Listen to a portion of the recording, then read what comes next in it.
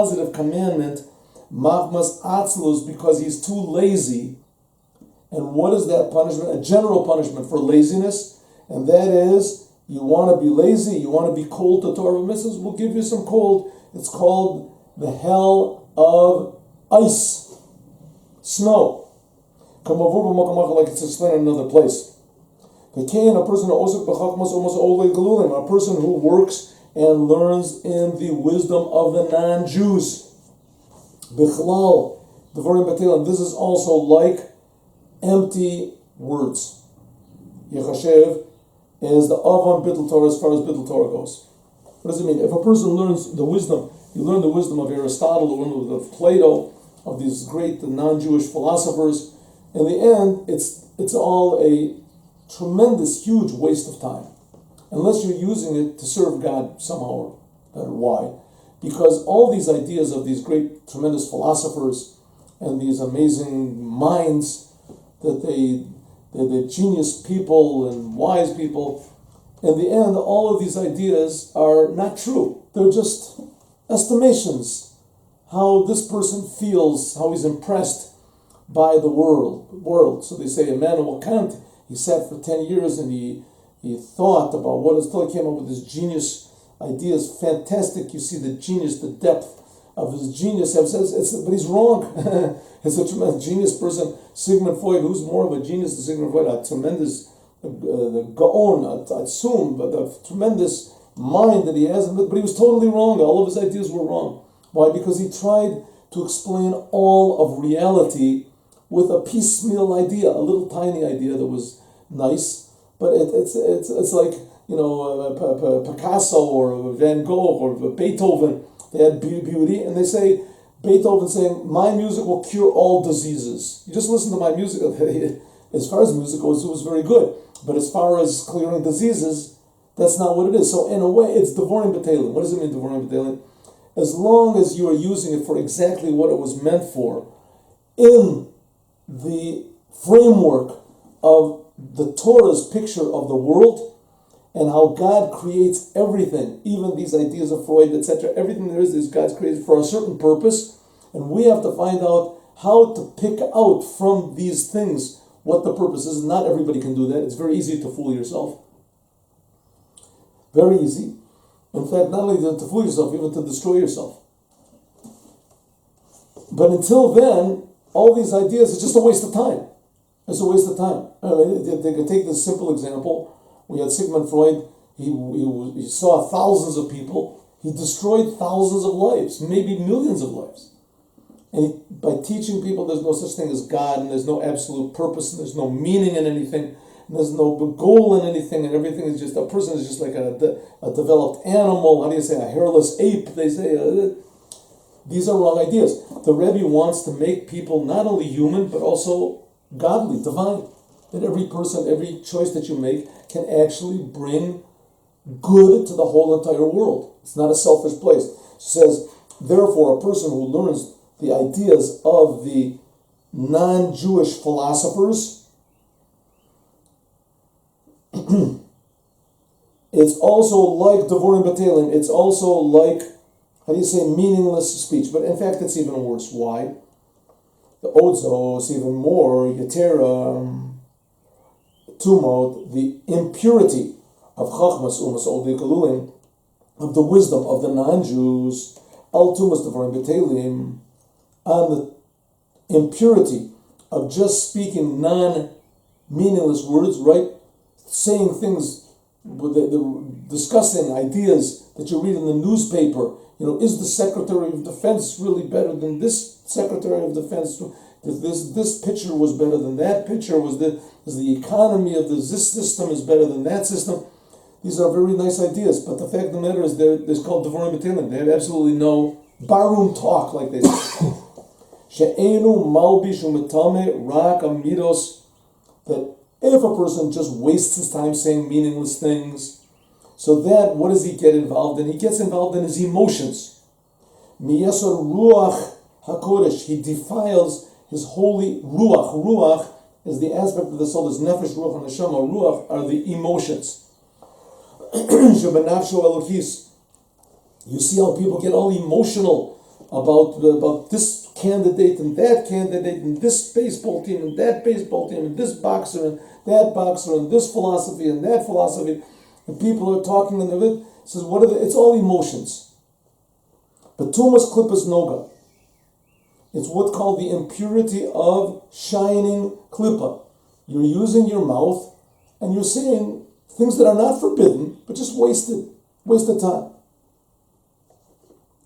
This, a person defiles himself with the devorim betelim, with what's called klippat noga, with the natural shell, the natural concealment of God, which comes from saying words that have nothing to do with God, which comes from the ruach hara, which comes from what's called the bad ruach, the bad emotions from klippa zu of your animal soul, like we learned before.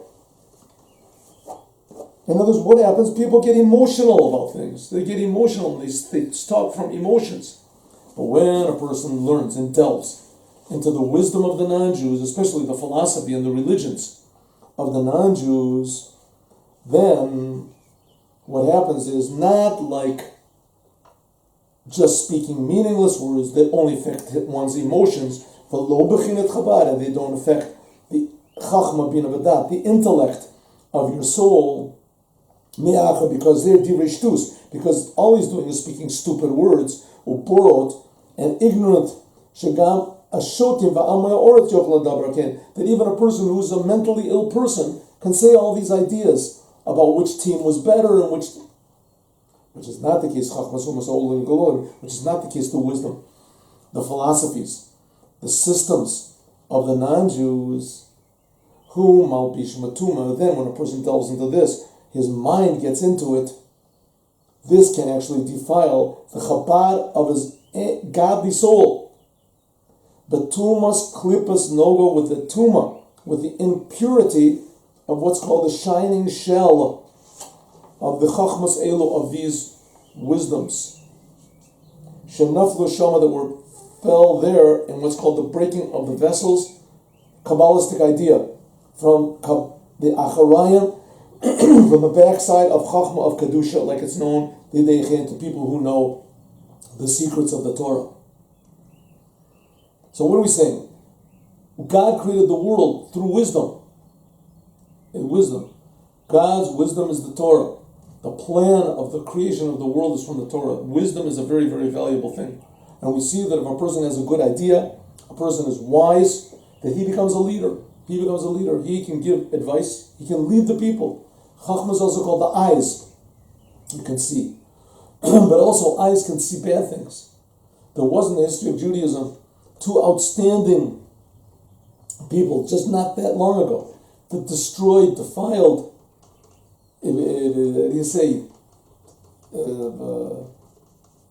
wrecked millions and millions and millions of Jewish souls.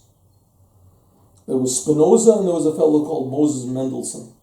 And they were genius men, tremendously intelligent men. And they knew Torah. They knew the commandments. But what? They also knew non-Jewish philosophies. And non-Jewish philosophies were very enticing. Very enticing. And they explain a lot of things. Especially because non-Jewish philosophies don't demand from you any sort of faith. Exactly the opposite.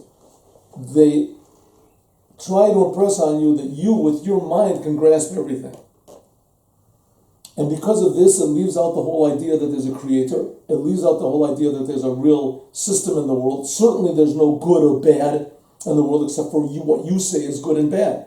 There's no super God that creates everything and determines what good and bad is and gives you free will to do what good and bad. These ideas just don't exist.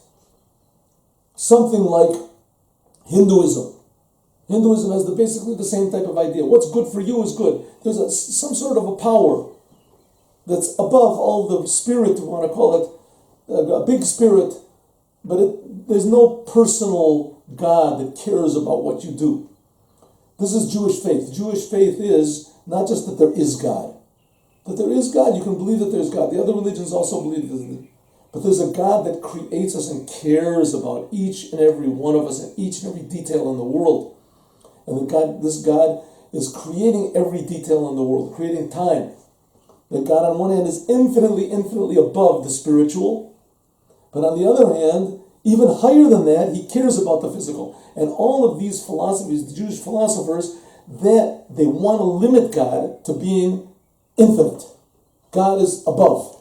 They can't conceive in their mind, and really it's inconceivable, that really there can be a God who's so infinite that he even cares about every detail in the world, and he gave the Torah, and this is good and this is not good, and he wants us to fix up the world. This is too much for them. This is too much for them. God, that's too big of a God.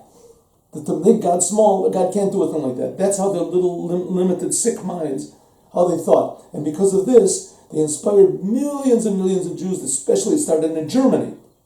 Millions and millions of Jews to the previous Lubavitcher Rebbe said that it's not by accident that the Holocaust happened in Germany.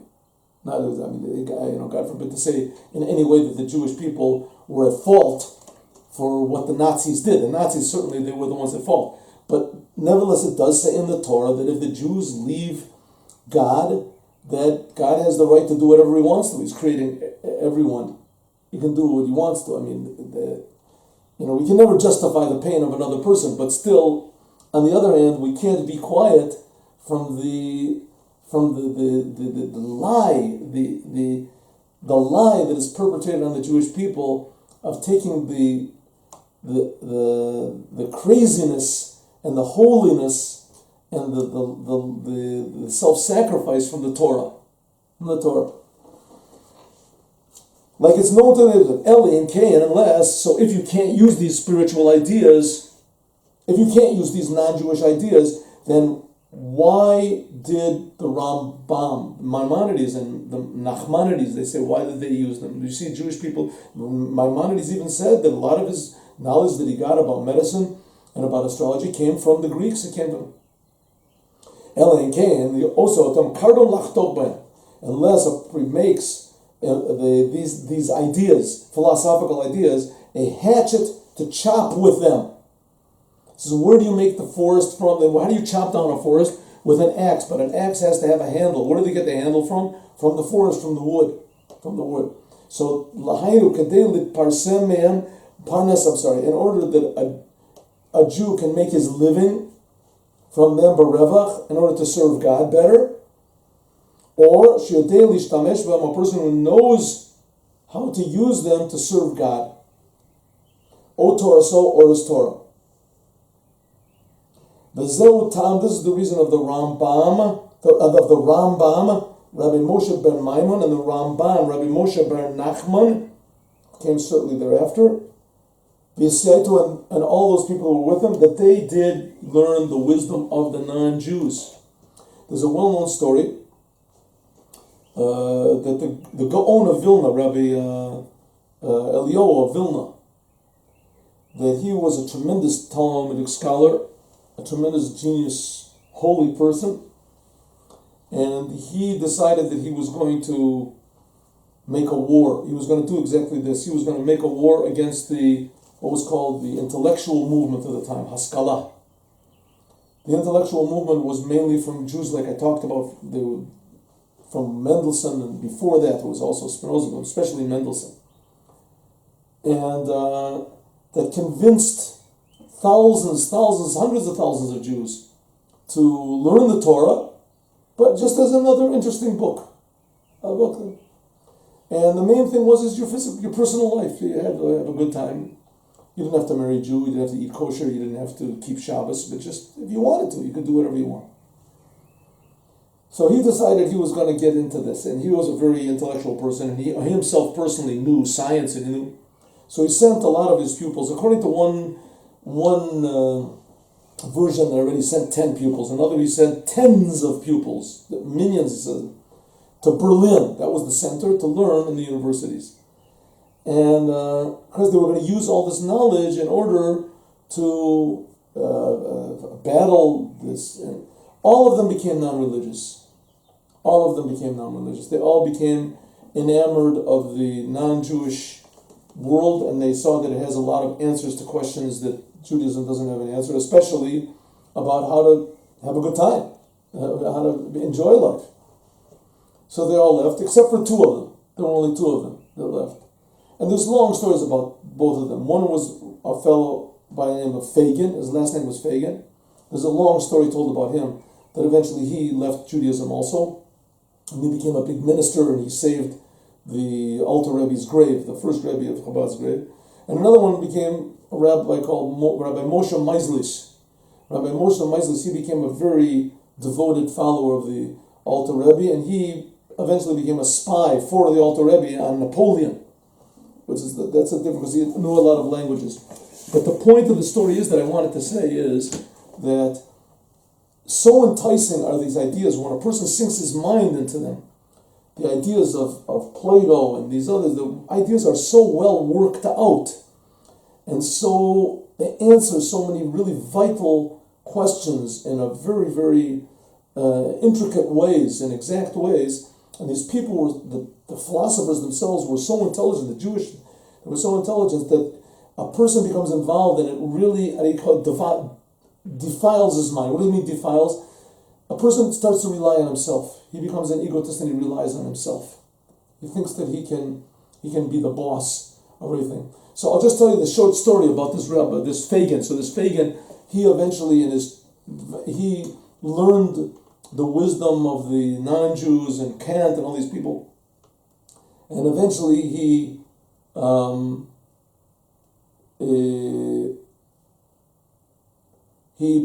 but he had doubts. He had doubts. He had learned Torah and he had doubts about it. And he eventually came to the Rebbe of Chabad. And he came to the Rebbe of Chabad and he found over there that there was somebody who could really answer all of his questions. And he could answer all of his questions. One time, the first Rebbe of Chabad, the rabbi Tanya, he was speaking, and he was talking about the mystical aspect of washing your hands for bread, and he saw that this Fagin had a little smirk on his face. So he said, I think that there's a little worm eating away at his soul. In other words, it's true that he had doubts about being non-religious, but he also had bigger doubts about being religious. So the Alter Rebbe said to him, listen, on your way, next time you do a business trip, he was a businessman, this Fagin, next time you have a business trip, is stop in and see my friend Reb Nachum of Chernobyl. So he did. He went by the city of Chernobyl and he stopped by, and he said that the Rebbe of Chabad sent me, and he sat in the waiting room. There was nobody around him. Nobody. He was there alone. Suddenly he started hearing noise from the room of this Nachum of Chernobyl. That somebody was walking around, pacing around. Chairs were getting knocked over. And he didn't understand what was going on. He was looking. Suddenly the door opened up, and Nachum of Chernobyl looked out, and his face was like fire, like a madman. And he looked at him and he said, maybe God does exist. And he closed the door. And then he heard more walking around. And he said, after 3 more minutes, the chairs were getting knocked over and heard the things were smashing in the room. The door opens up again, and his eyes of Rav Nachum of Chernobyl were just like almost bolting out. He said, maybe after all, God really does exist. And he closed the door. And this happened the third time. The third time, this Fagin left. He left. And eventually he left Judaism totally. After years, 10 years, the Alter Rebbe passed away, and he was buried in a city called Hadich, and they wanted to make a train or a road or whatever over his grave. So they sent, the second Rebbe of Chabad, sent a chassid that used to be a partner, that used to be the learning partner with this Fagin. He sent him to the minister, to the high ministry. This Fagin had become the minister of transportation or whatever, of roads or interiors. And he said, go and convince him. He was very afraid because he had left Judaism. He thought he would. He brought him into the room, closed the door. He had 2 big guards standing outside of the door. He rang a little bell. Somebody came into the room. He was just sitting with this Fagin, was sitting opposite this chassid. Someone came into the room with a silver tray that was covered over with a silver cover. And he thought to himself, oh, what's he going to do? Maybe he's going to want to make me eat not kosher food or something. I'm at his mercy here. He opened it up. There was a bottle of vodka with 2 little cups. and some what is it, malafafon chamutz, how do they say, cucumbers, and then some fish. And he said, listen, I don't believe in God, I don't believe in the Torah, I don't believe in mitzvahs, I don't believe in everything. He said, but I miss the Farbringans, I miss being with the Hasidim, talking to them. He said, well, let's make a Farbringen. So they made a Farbringen, they made a few l'chaims, and they drank, and they sang the songs. He said, now what do you want? He said, well, you know, Hadich, they're making this. He said, bring me the maps. He rang the bell, bring me the maps. Took the maps, just took an eraser, erased, took a big pencil, went like that. I finished it. But it comes to show you the effect. He was one of the ones that sort of made it out.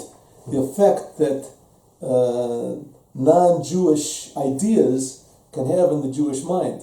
Right? The opposite is the truth. The opposite is the truth. Because non-Jewish ideas come to explain nature, not to change nature, just to explain nature. Or maybe we can even say in a cynical way, to excuse nature. To excuse nature, that people can do what they want to, but they have explanations. His nature was like this, his nature was like that. He was more of a fiery person, he was more of a quiet person. You can take just for example, the Spinoza, finally in the end of his life, he decided that the real meaning of everything was pleasure. Pleasure was the goal of mankind, was to get pleasure. But the greatest pleasures you can get are not physical pleasures, and not even emotional pleasures. They're spiritual pleasures, more spiritual. So the calmer that you are, and the more, it's like Eastern religions, the calmer that you are, and then you can have constant pleasure. Everything is for me. And Judaism says that it's not so, that you are created in order to serve your Creator. Is there a Creator? Is there not a Creator? That's up to you to decide. That's up to you to decide. But here the Rebbe is saying that nevertheless, if a person made a mistake his whole life, so you should know that it made an effect on the world, and it made an effect on the spiritual worlds, and you have to fix that up. It could be that you fixed yourself up totally, and you're going to go to heaven, and you'll get the highest levels, right? But you've messed up the world, and you have to fix up the world somehow, and that's what chapter 8 was talking about. God willing, chapter 9 will be a little happier.